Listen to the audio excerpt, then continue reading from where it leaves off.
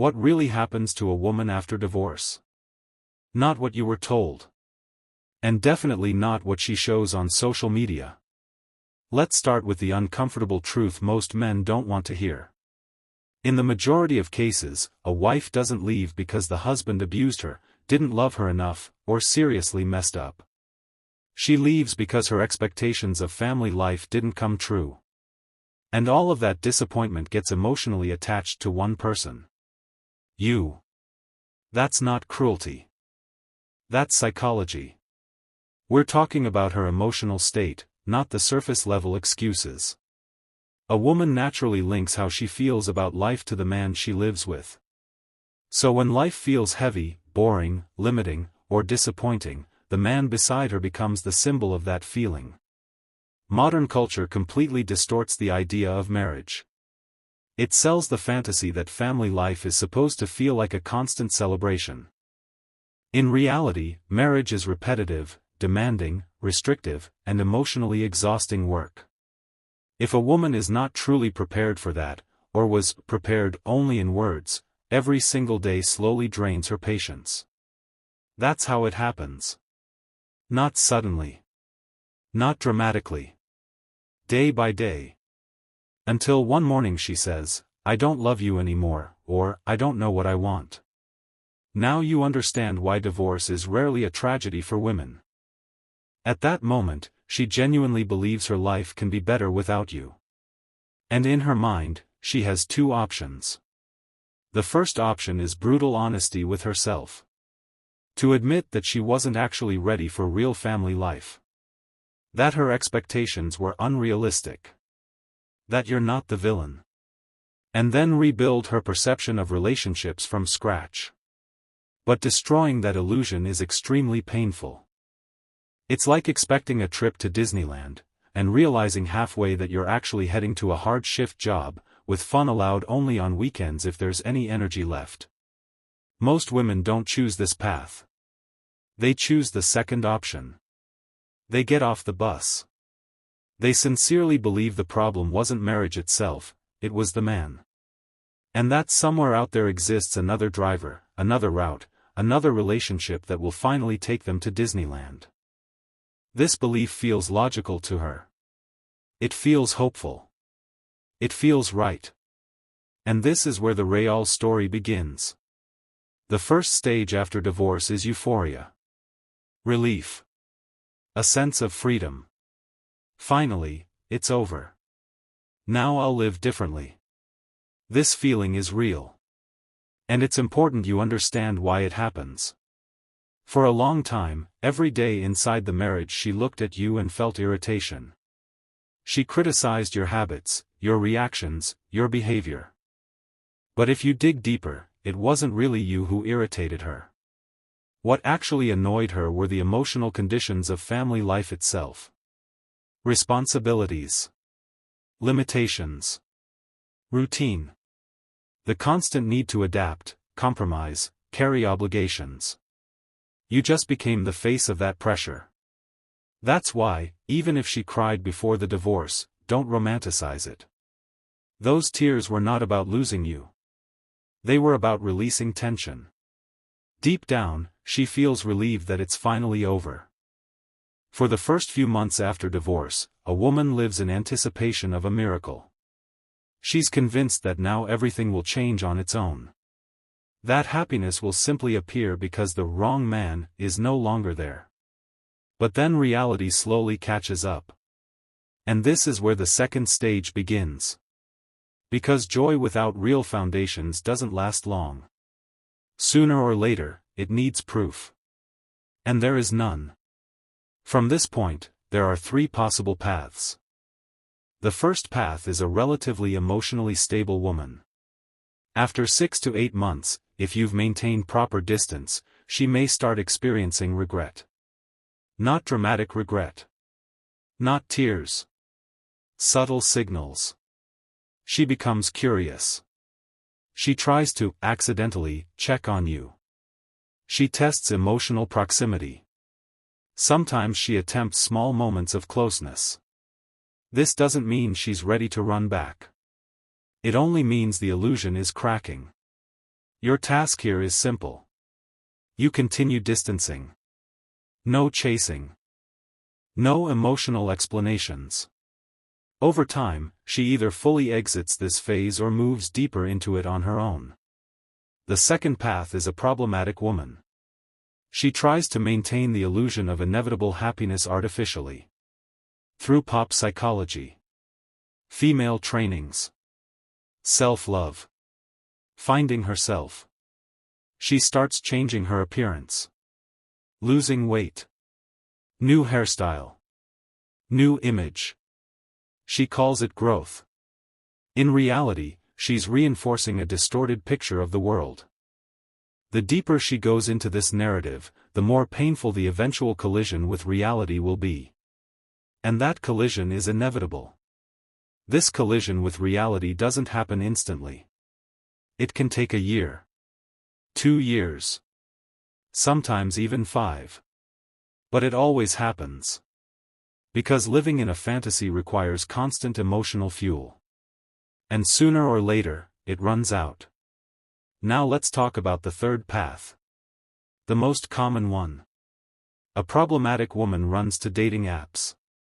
Not to build something real, but to confirm her desirability. To prove to herself that she's still wanted.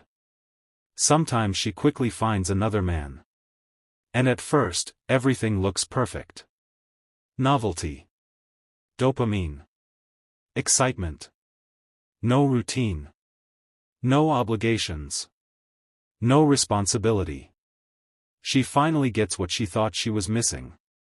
Fun. Pleasure. Falling in love. And yes, for a short time, it really feels amazing. But here's what most men don't understand. Every relationship built on dopamine has an expiration date. Exactly like the one she had with you. When the novelty fades, reality returns. And the same mechanisms repeat themselves. In some cases, it ends even faster. Especially if she has a child. Many men don't sign up for long-term responsibility. What started as excitement turns into pressure. And she gets rejected. This is where things get confusing for you. She doesn't come back apologizing. Not yet. First comes anger. Resentment. Blame. She starts provoking conflicts. Dumping negativity on you. Trying to make you responsible for her emotional pain, even after the divorce. Do not react. Do not explain. Do not defend yourself. Any emotional response feeds the dynamic she's used to. This phase passes too. And then there's the most dangerous scenario. The slippery one. She tries to stay in touch. Let's be friends. For the kids. She shows fake concern.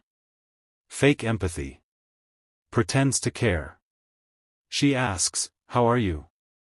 But if you answer honestly, she accuses you of starting drama. So you're expected to lie and say everything is great. And she happily approves. It's pure hypocrisy. At that moment, she doesn't care about your well-being. What she wants is emotional validation. To feel desired. To feel chosen.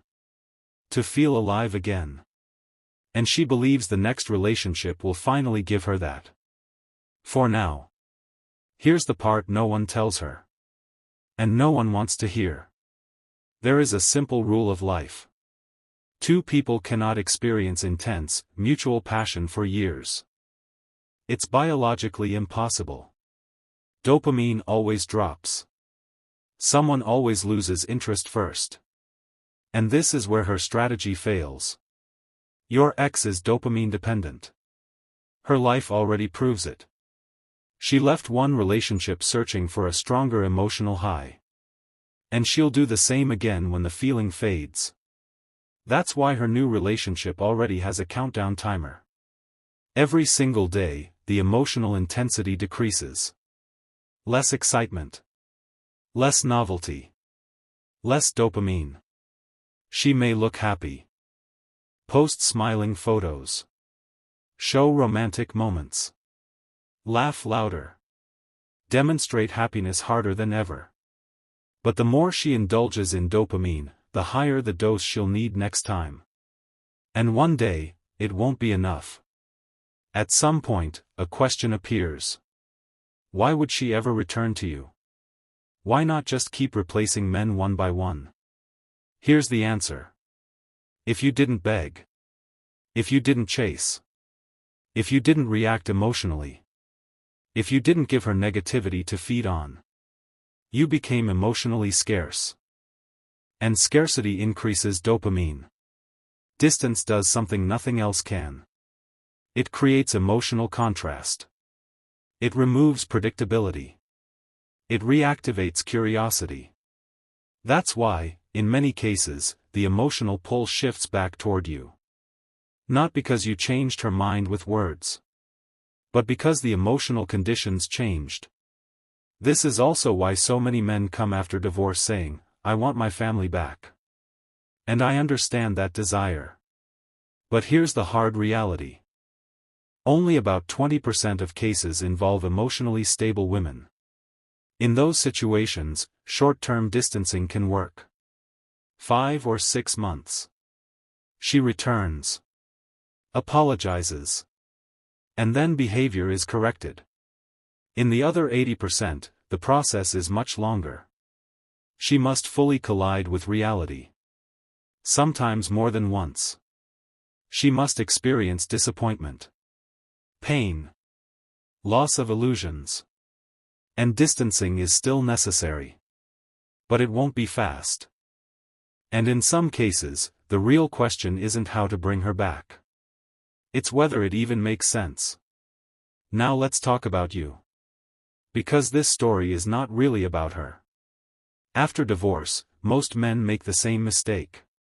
They try to be good. They explain. They justify. They prove. They hope logic will fix an emotional problem. It won't. You believe that being a good husband was enough. Faithful. Responsible. Present. Providing. No bad habits. No cheating. You thought love works like a reward system. It doesn't. At the beginning, it felt like it did. Because dopamine covered everything. For the first years, attraction is inflated. A woman overlooks a lot. She adapts. She compromises. Then life hits. Kids. Stress. Routine. Crises. And suddenly, the emotional foundation is exposed. You didn't fail as a man. You were naive about how attraction actually works. There are non-obvious emotional needs that don't announce themselves. They don't sound logical. They don't sound fair. But they exist. When those needs aren't met, a woman doesn't say, "I'm missing dopamine." She says, "I don't feel it anymore." And she believes it. This is why chasing never works. This is why explanations never work. This is why being extra kind never works. All of that lowers your emotional value. Distance is not punishment. It's not manipulation. It's the only way to change the emotional environment. Distance removes pressure. Distance kills predictability. Distance restores contrast. And here's the hardest part to accept. In most cases, reconciliation is not a decision you make together. It's a process she must go through alone. She must lose illusions. She must hit reality. She must experience emotional consequences. Sometimes more than once. You cannot speed this up. You cannot negotiate it. You cannot talk her into clarity. Your job is simple, but not easy. No begging. No chasing. No emotional reactions.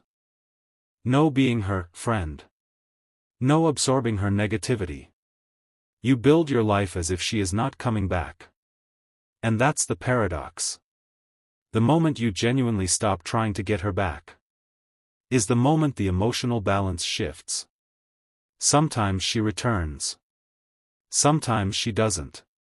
And that's the real victory.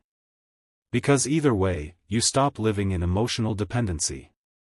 You regain clarity, strength, self-respect. And from that position, you don't chase love anymore. You choose it.